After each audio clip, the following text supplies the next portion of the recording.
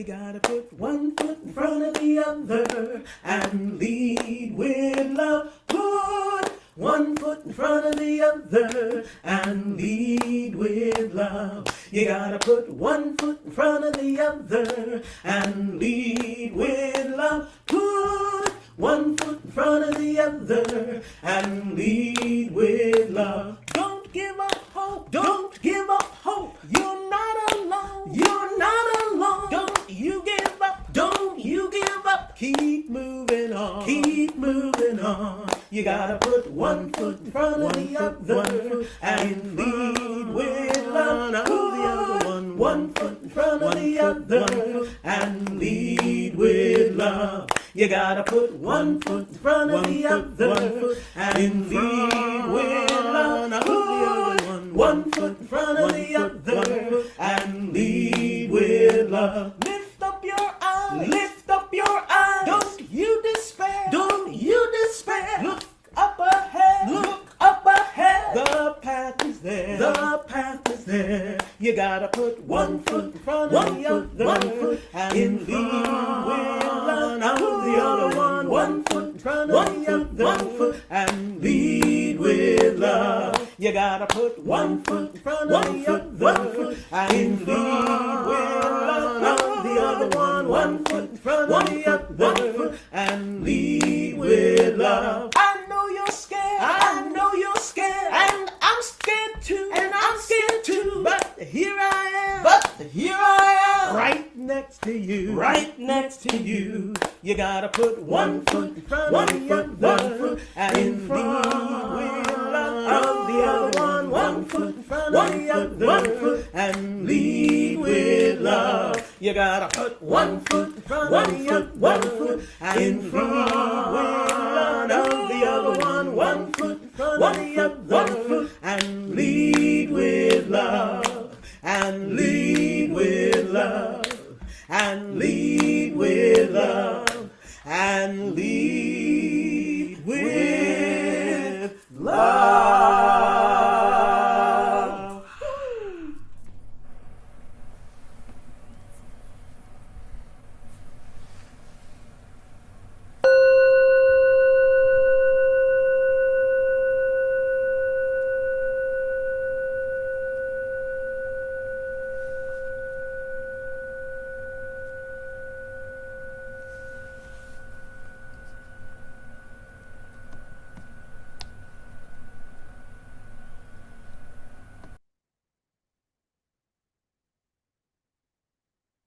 Dona nobis pacem pacem, dona nobis pacem. Dona nobis pacem, dona nobis pacem, dona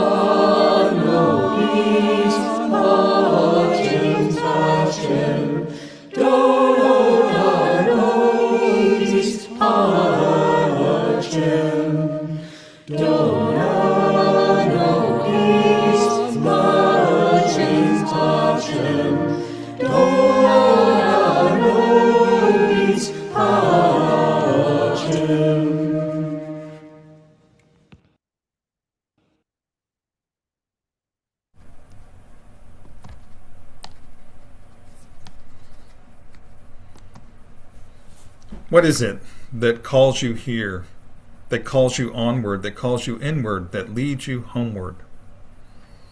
What is it that gives you the power to make that change, to ask that question, to take that journey? What is it that says you have done well, that asks you to learn more, that brings you to stillness, that holds you up in hard times?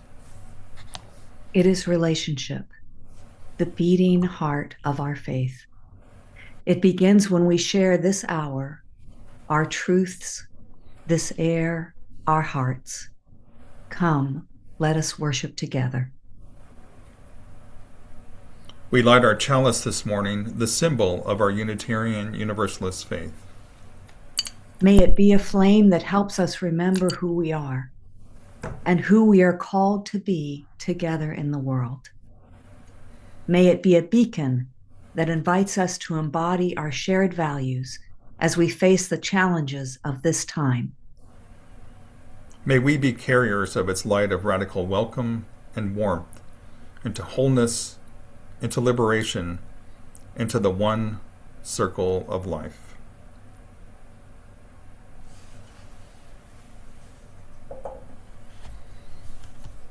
Good morning, and welcome to this online Sunday service of the Eno River Unitarian Universalist Fellowship located in Durham, North Carolina. I'm Reverend Daniel Trollinger, Executive Minister here, and whoever you are, wherever you come from, whatever your race or gender identities, whomever you love, and wherever you are on your spiritual journey and search for truth, meaning, and liberation, we welcome you here. If you're new to this community, especially if you're visiting for the first or second time, introduce yourself in the chat box. And also, please fill out the visitor form link in the chat so we may keep in touch with you. Thank you for choosing to spend your Sunday morning with us. This is the second week in a row with online service only due to winter weather. Next week, hopefully, we will be back on campus and have coffee hour directly after service in the fellowship hall. Then, for 4 subsequent weeks, coffee hour will be held in the Commons Room, as ERUUF is serving as an early voting site, which means if you or your group have anything at all in the fellowship hall you need to get it by February 8th, Sunday. Next Saturday, February 7th, there will be a spiritual practices retreat led by all 3 ERUUF ministers. Registration can be found in the calendar link on the website. Now would be a good time to silence any devices that might ring during the service. That's mainly for our tech team here. And let us now center ourselves and welcome the gifts of this day. Now we turn to our time for all ages. Rachel? Good morning. I'm Rachel Bowman Abdi, and I'm going to share the time for all ages with you today. Today I'm reading a poem in a book called Peace. And peace is one of those really big, heavy, weighty, hard to understand words. Sometimes it's not hard to understand because it's a long word like octogenarian, but it's hard to understand sometimes because it means different things to a lot of people, and it's weighty because it means a lot to a lot of people. It's a big thing when we talk about peace.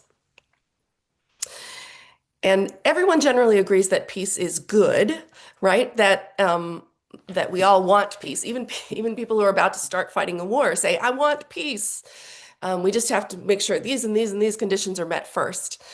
But peace is something that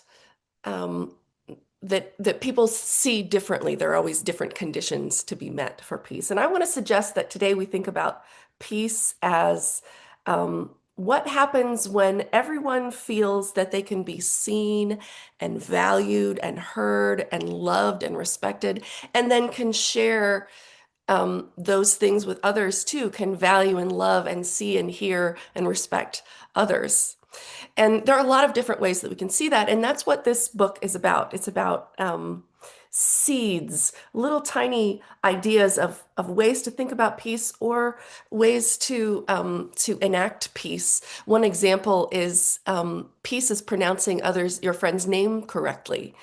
And that matters because it makes that friend feel valuable. We all make mistakes, of course. Sometimes we pronounce things incorrectly. Some names are difficult for some people to pronounce because they're primarily in another language, a language that they are not familiar with. And so sometimes we make mistakes, and that's fine. But the issue is putting, what we really want to do is put the effort in to make sure that our friend understands that we care enough about them to say their name right.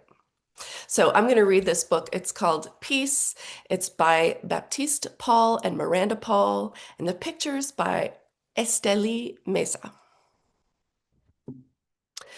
Peace is a hello. a smile, a hug. Peace can be bold or quiet and snug. Peace is pronouncing your friend's name correctly.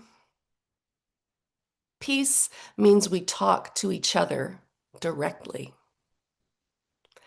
Peace can begin with a laugh and a wave and grow into actions remarkably brave. Peace comes from giving far more than you take. It's something we work toward. It's something we make. Peace is on purpose. Peace is a choice. Peace lets the smallest of us have a voice. Peace follows, I'm sorry, can let differences live. It spreads and it strengthens when hearts can forgive. Peace is a pillow that softens our sleep. Peace pulls us through darkness or up from the deep. Peace is old like the stars and new as a birth. And if we embrace it, peace cradles the earth. I love that image of peace, maybe as a mother cradling the earth as a child. And here at the end, we have a fold-out picture that we can't see all at once because of how we're doing the slides, but there are some images of things that happen with peace. So here you see the first 3 letters of the word peace, and then on the next page, the last 2 letters, and some more peaceful actions. Thank you for sharing with me.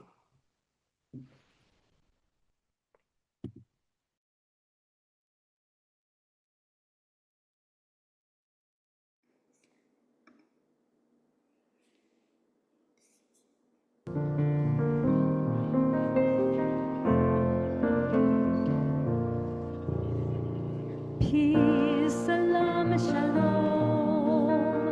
Peace, salam, shalom.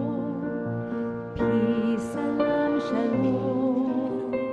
Peace, salam, shalom. Peace, salam, shalom. Peace, salam, shalom. Peace, salam, shalom. Peace, salam, shalom.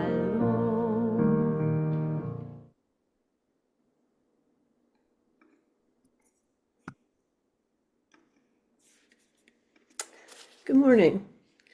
Church-state separation has been my political passion for a long time. But in recent years, I've begun attending the annual conventions of some of the national groups that focus on this issue, and being around the incredible people doing this work inspired me to create ERUUF's newest justice action group, which is called Protecting Separation of Church and State. Our group has multiple goals. First, we want to raise awareness about the existential threat to separation of church and state in this country. It's under attack from the legislative, executive, and judicial branches of our government. I think that many politicians are reluctant to openly embrace separation for fear of alienating their religious supporters. So one thing we want to do is spread the message that separation benefits both religious institutions and the government. It protects everyone's right to believe as they choose or not. It prevents religious coercion, and it safeguards the autonomy of religious institutions. We want to teach people to counter pervasive myths like the one that says that the U.S. was founded as a Christian nation. And we want to promote a framework that many issues that a lot of us already care about, things like LGBTQ+ rights, access to reproductive health care, public education, public health, immigration policy, women's rights, all fall under the umbrella of separation of church and state.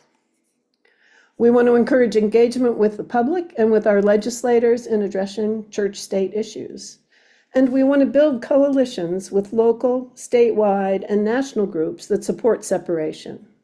We're in discouraging times. And by building a community of like-minded people, we can foster hope and inspiration. We have some ambitious goals for our first year, and we would love your help. We're planning several public events. including a speaker from Americans United for Separation of Church and State, and a panel discussion of local folks who work in affected areas. We're planning a presentation on the use of North Carolina tax dollars to erode separation. We'd like to monitor local school boards and the legislature around these issues. If you have experience tracking legislation, I would love to talk to you. We want to raise awareness of the kinds of things that the religious right is trying to push into public schools, state by state. Things like displays of the Ten Commandments in classrooms, using chaplains instead of counselors, providing release time from school for religious education. Our first effort to engage around these issues has been our postcard campaign to ask our representatives to endorse a resolution in the House of Representatives that honors the separation of church and state. You may have seen us asking folks to write at a table in Fellowship Hall after the service. Some of you participated in that campaign, and I thank you for that. We also reached out to other groups in the area and got their help in writing. Last Friday, my husband Eric and I hand-delivered about 200 postcards to legislative offices in Washington, D.C. Most of them were for our representative, Valerie Foushee. We'd scheduled a meeting with one of her legislative aides, and at that meeting, we delivered 180 handwritten messages from her constituents asking her to co-sponsor the resolution. Our 30-minute meeting turned out to be much more fun than we had imagined it would be. We've begun to create a connection with this aide, and our wide-ranging conversation about church-state separation included why we'd like to see Representative Foushee frame some of the issues she cares about as separation of church and state issues, as well as civil rights. If she co-sponsors the resolution, you'll probably see us tabling again for thank you notes. In the meantime, I'd be happy to talk to you more about our group and our work. You can reach me at SOCAS, S-O-C-A-S, for separation of church and state, at ERUUF.org. Thanks.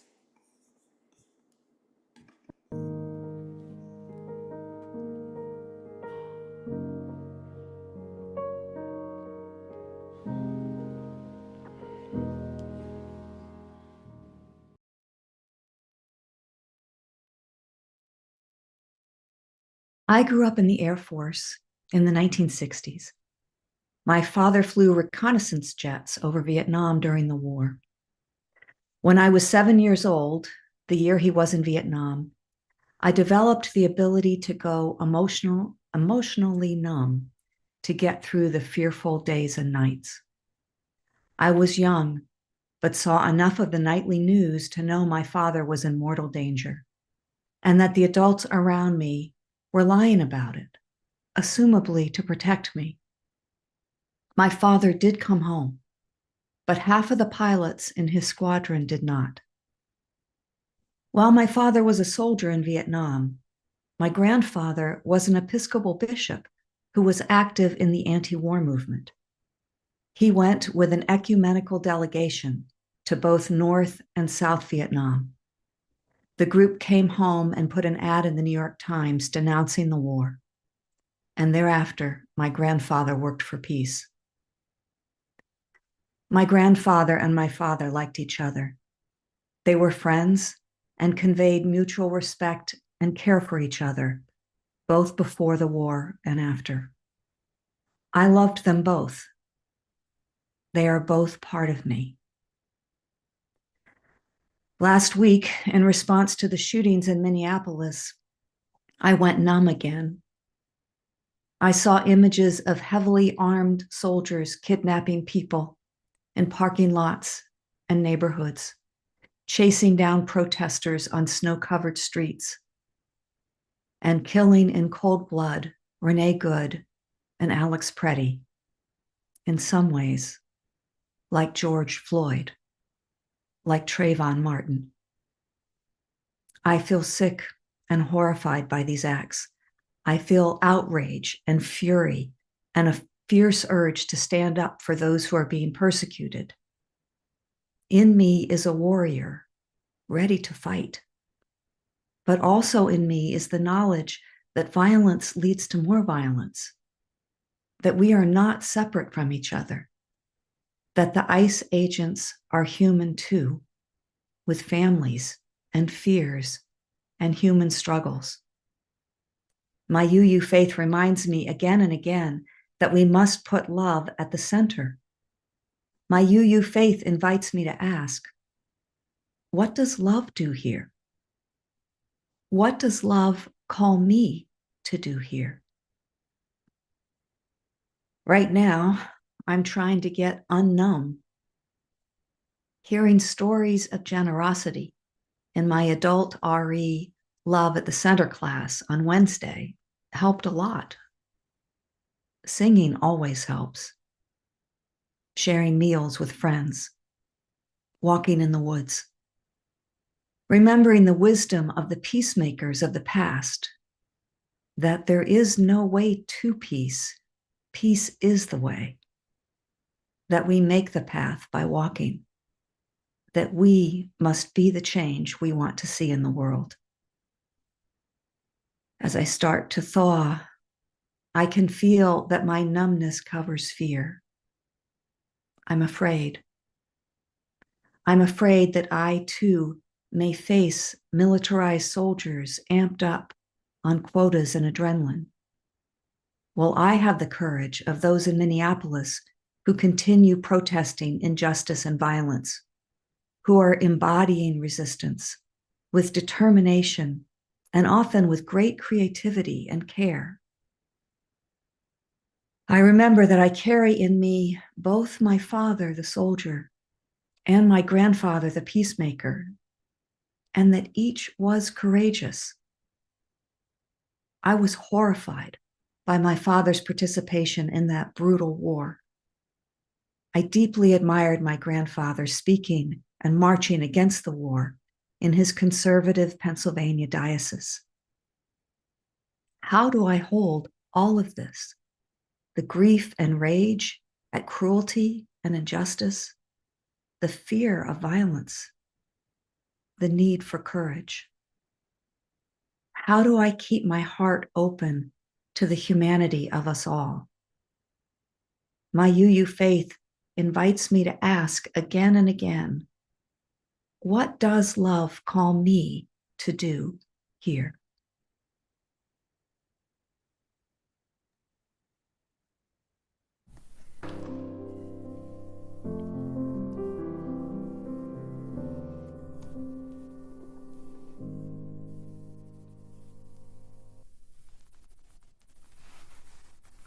Please join me now in the spirit of meditation and prayer.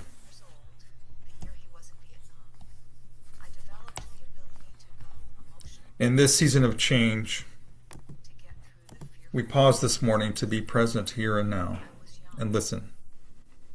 Listen to the voice of courage calling us to take responsibility for the world we are creating.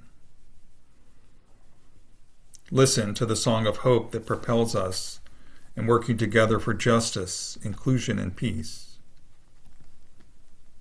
Listen to the cry of freedom being stifled with the denial of basic human rights. It is a time to listen and a time to be heard, to speak for those without a voice, to side for love with our words and actions, to shape the future of our democracy. Today, let us take a moment to slow down and remember the light that calls us to put love into action. And as a people who care for this world and one another, we lift up our joys and concerns. We hold on our hearts Diane Blount as she faces health issues at this time. May she know healing and care. We hold on our hearts all those who have been forgotten, who are marginalized, who are in crisis, and may have lost hope. May they know comfort and support.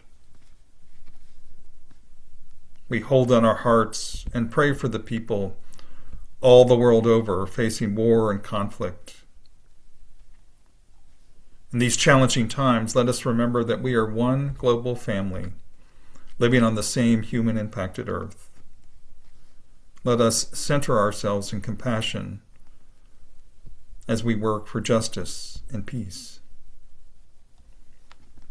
There is so much at stake as we seek to heal this broken world. In this time of uncertainty, we ask for courage and strength to meet the challenges of the day and to meet divisiveness and polarity with equanimity and love, knowing that together we will do what none of us can do alone. With compassion, with courage, in this moment, let us breathe in the silence together.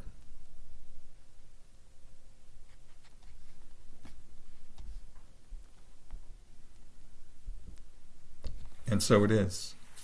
Amen. Ashe, and blessed be.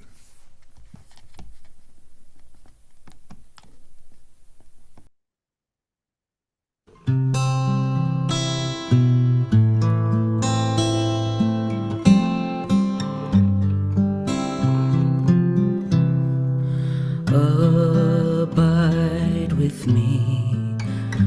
Fast falls the eventide.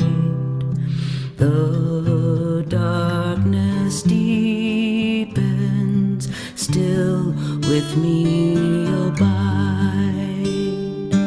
When other helpers fail and comforts flee, help of the helpless, oh, abide with me. Swift to its close, ebbs out life's little day.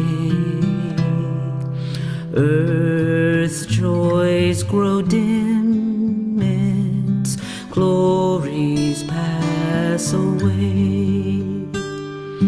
Change and decay in all around I see. O thou who changes not, abide with me. We need each other every passing hour. Channels of grace and life affirming power. Faithful companions share this path with me. Through all our fears and hopes, abide with me.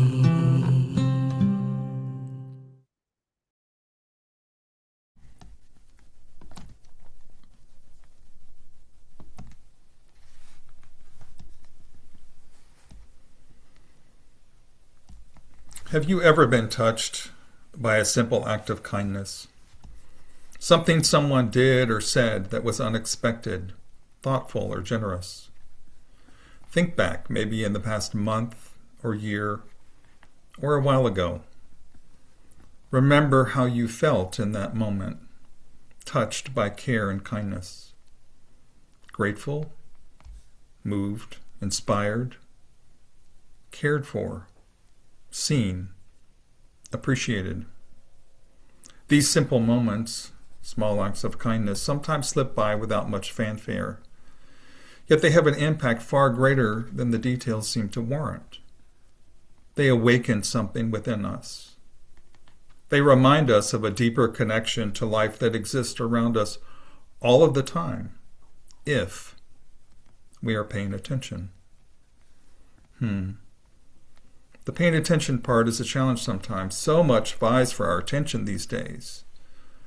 Here's an invitation. This morning, right now, even as I continue, I invite you to find a way to slow down and just focus on one thing. I know, multitasking seems much more stimulating, like when we do our daily life activities, listen to something else, or tending to multiple fires of awareness all at the same time. While doing a varied workout routine at the gym, I always listen to something. I get it. It feels somehow more productive to stack our tasks, our doings. So if you are at home in the quiet of a winter morning and have a warm beverage, then just be present to that. The feel of the mug, the warmth, the taste, the feeling, with appreciation. In the service here, find a way to just be present to the words, the music, this shared time together with appreciation. Mindful awareness. This is a theme that comes up often for me, for I believe it is a way to help unlock part of our being that may be overlooked or stuck. It is a doorway to the generous present moment. But it's a doorway that only opens with practice, because the default habit is usually more oriented on doing, action, multitasking, running on autopilot, and less on being, listening, allowing mindfully. And of course, even with a little practice, we can bring mindful awareness into all parts of life, all parts of our doing. So I invite you to practice this morning, right now. So back to small acts of kindness. In case you didn't know, there is a group of Buddhist monks from Texas that are on a walk for peace, a long-distance pilgrimage promoting peace, compassion, and nonviolence. Their route has moved through the southeastern United States, then goes north through the Carolinas and Virginia, concluding in Washington, D.C. The monks maintain a meditative walking pace and pause in various communities along the way to engage with local residents and share their message through quiet presence and peaceful interaction rather than political messaging. They have been handing out bracelets to those they encounter, a Buddhist symbol of protection and blessings. The walk has been positively received in various communities, with local news outlets and social media users highlighting the unique sight of the group traveling on foot in traditional robes. Here are a few key messages from the Walk for Peace. Peace begins in the heart, regardless of external circumstances, and extends outwards to families and communities. Peace is an internal daily practice, not a destination, urging people to find stillness within. Shared humanity. The walk aims to unite people across different faiths and backgrounds, stressing that despite differences, we are all connected. Actionable peace. Rather than protesting, the monks practice silent walking meditation to inspire reflection and encourage mindful living to reduce suffering and stress. Resilience. The monks have continued their journey through cold weather, demonstrating that their commitment to spreading peace is not dependent on comfort. About a week ago, a dozen people from this fellowship headed toward Jordan Lake to encounter the monks as they passed by this area. Highway 64 that runs by the lake was lined with people on the eastbound side of the road as far as the eye could see in either direction. It was a large crowd dispersed in a long, linear fashion. As the monks approached, the anticipation in the crowd was evident. We could see them both receiving small gifts of appreciation offered to them, usually flowers, which they in turn would gift to someone else a bit further down the road. When they passed, there was a palpable aura of peace around their whole group, even with the entourage of support vehicles and people. As I stood in silence and appreciation for their collective witness as bringers of peace and compassion, one of the monks handed me a flower. I nodded in gratitude, touched by this small act of kindness. What happened next surprised me. As the group moved on, there was a few support volunteers walking behind them, and I spontaneously handed the flower to a young woman who looked quite surprised, as she was focused intently on the walk, looked a bit tired, and was trying to keep up. In that moment, I was reminded of a powerful dynamic about human behavior. Kindness begets kindness.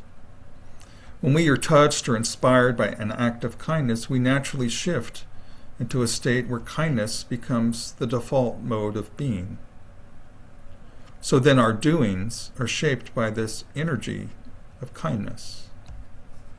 This is one way the world awakens, one heart at a time. Here are quotes from people who encountered the Walk for Peace. When I first saw them, I burst into tears because we need them so much right now. This is a time filled with hate, and we need that sort of dedication, love, and intentionality that they have to offer. At the North Carolina Capitol in Raleigh, Governor Stein commented that the Monks' Walk comes at a crucial time when there is unrest and hate in the country right now. In welcoming them, he said, "You've had a crowd following everywhere you've gone, and a much larger crowd following you online. That is because you are bringing people hope. You are inspiring people at a time when so many are in need of inspiration." Whenever these monks arrive across different states and locations, they are welcomed by thousands of people, regardless of religion, race, or gender. And along the way, the monks speak to those who welcome them, conveying teachings resonant with the Buddha's message. The world is one family. We must stand together in unity. We must cultivate loving kindness, contentment, and compassion for others.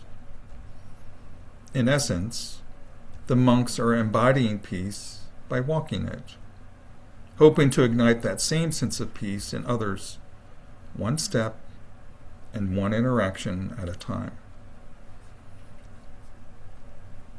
While I truly appreciate the inspiration and impact of the monks, their path to walk is not necessarily the path for everyone.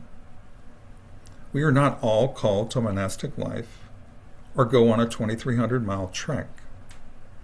We each have different gifts, ways to share our light in the world. And the world right now is seriously out of balance. While authoritarian powers continue to impose domination by force, people rise up in protest, expressing their rejection of oppression across the globe. The continual onslaught of human rights abuses, especially in our own country, is unconscionable and creates suffering for countless vulnerable people. In these chaotic times, there are courageous individuals and groups working for justice and equity. In the midst of all this, I'm reminded of a question Reverend Jacqueline shared with us last week that stayed with me. When faced with all that is going on in the world and in our own lives, what is mine to do? What is ours to do?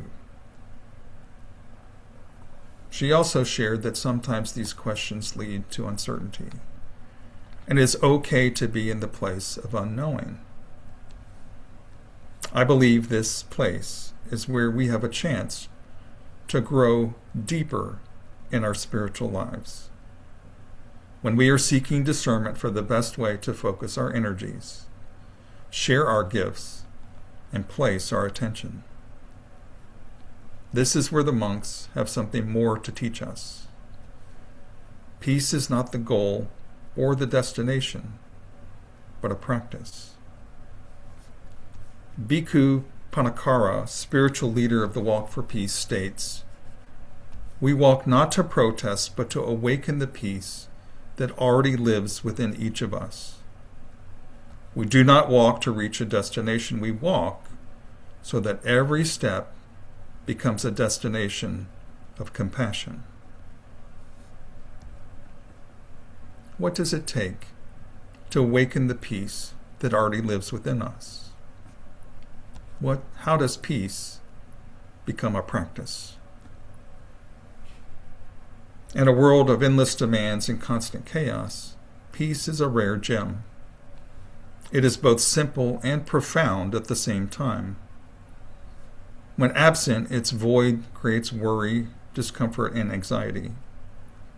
But when present, peace anchors us amid life's storms, offering quiet strength and calm amidst the clamor. Yet peace isn't something we wait for.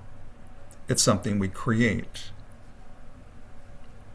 The location of inner peace is the spiritual center of our being, most often identified as our heart. This must be discovered and nurtured. The spiritual journey does require some inner work, tending to the garden within. Yet, it also asks us to share the fruits of that garden with others. It is not a choice between just inner spiritual work or just outer work in the world. It's both and. The both and doesn't work if we tune out or numb out and ignore the outer world. It also doesn't work if we focus only on the doing, overcommit, and burn out while neglecting the importance of cultivating balance within our inner life. System thinker Ervin Laszlo states, attaining peace in people's hearts is a precondition for attaining peace in the world. Inner peace very much depends on creating more equitable conditions in the global village. The reciprocal interdependence on inner and outer peace is supported by research. The Heart Math Institute has repeatedly demonstrated that a state of heart coherence benefits the entire body and generates an energy field that can be detected outside the body. This field affects the state of others around us and also connects all living beings on the planet, which in essence contributes to global coherence and world peace. This research provides concrete evidence for what spiritual traditions have encouraged for centuries. The power of peace is its ability to transform individuals and societies by fostering inner calm, clarity, and resilience, enabling personal growth, better relationships, and collective well-being. Peace serves as a powerful alternative to conflict that drives positive change, creativity, and sustainable prosperity by reducing stress and improving mental health. It is a force for positive action. There is tremendous power inherent in planting seeds for peace, inner peace, interpersonal peace, and global peace. Reverend Dr. Martin Luther King Jr. reminds us, one day we must come to see that peace is not merely a distant goal that we seek, but that it is a means by which we arrive at that goal. We must pursue peaceful ends through peaceful means. As members of a single human community sharing one planet, we are one global family living together in a web of interdependence. The responsibility for this family's happiness and suffering does not depend on one particular religion, nationality, gender, race, or whether one is a monastic or a layperson. It belongs equally to all of us. So, what are we bringing to the global human family potluck? How are we sharing our gifts, the fruits of cultivating our inner life? If we choose to bring peace, then it requires finding and growing that peace within. then practicing ways to embody peace, then actively sharing peace, even if that is through small acts of kindness. Any gift we wish to bring requires intention, attention, and practice. If we want to change the world, that work begins in our own hearts. This leads to a question that is on the other side of the coin of the question we started with today. Have you ever offered a simple act of kindness? Something you did or said that was thoughtful or generous. Think back, maybe in the past month or year or a while ago. Remember how you felt in that moment, offering care and kindness. Grateful, moved, inspired, open. These simple moments, small acts of kindness, have an impact far greater than the details seem to warrant. They awaken something within us. They remind us of a deeper connection to life that exists around us all of the time, if we are paying attention. These acts, though small, have the power to transform everything. The power of peace lies within each of us. Today, may peace be with you and all around you, with every breath and every step on the journey. Amen, Ashe, and blessed be.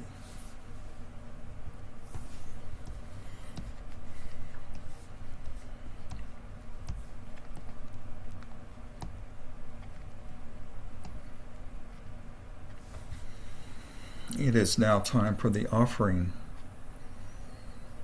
We weave the fabric of beloved community when we draw our circle ever wider and cultivate hearts of generosity as practice. For this online service, you can point your device at the QR code that will appear on the screen, which will lead to our giving portal. Thank you.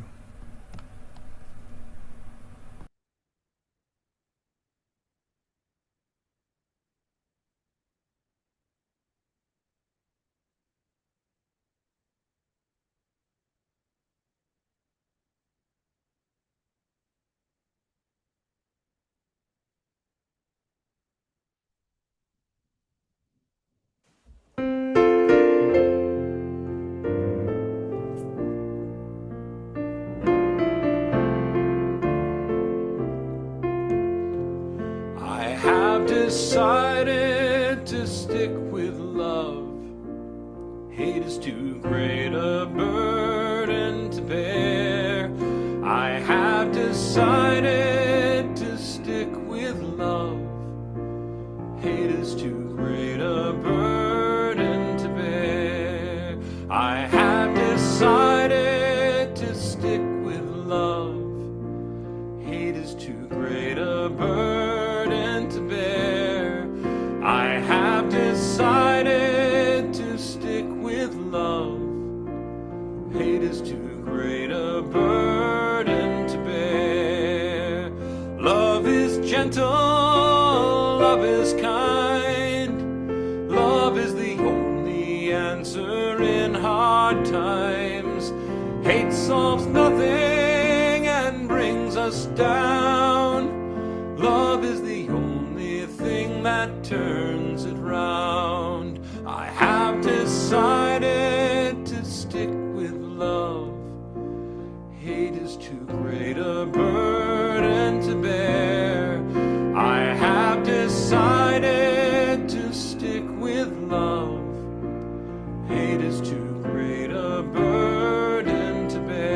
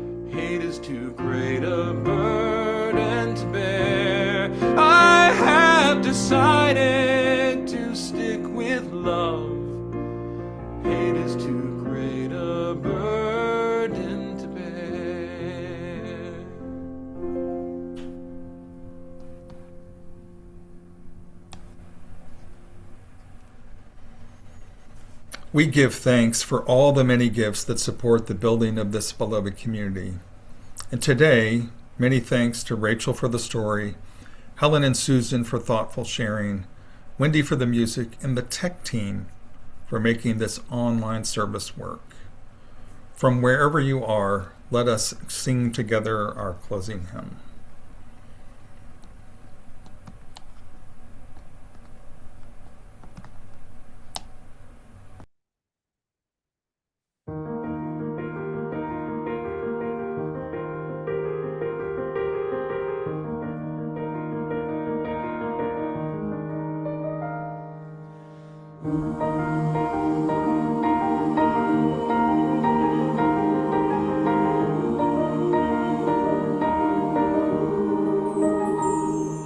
My life goes on in endless song above earth's lamentation. I hear the real, the far off hymn that hails a new creation. No storm can shake my inmost heart, while to that rock I'm clinging, since love prevails in heaven and earth. How can I keep from singing?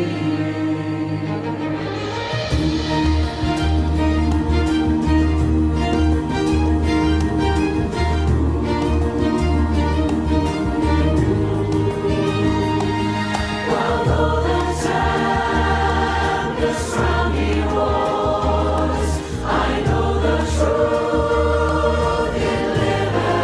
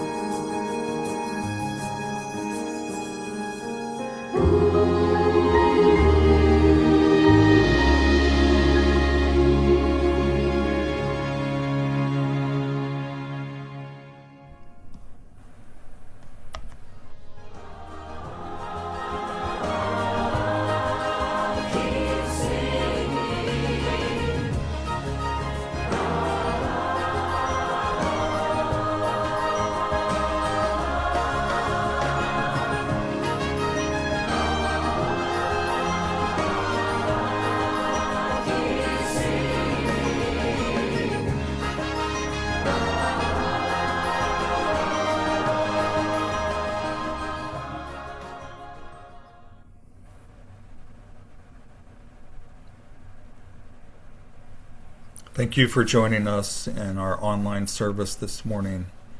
Our closing words come from Buddhist monk Thich Nhat Hanh.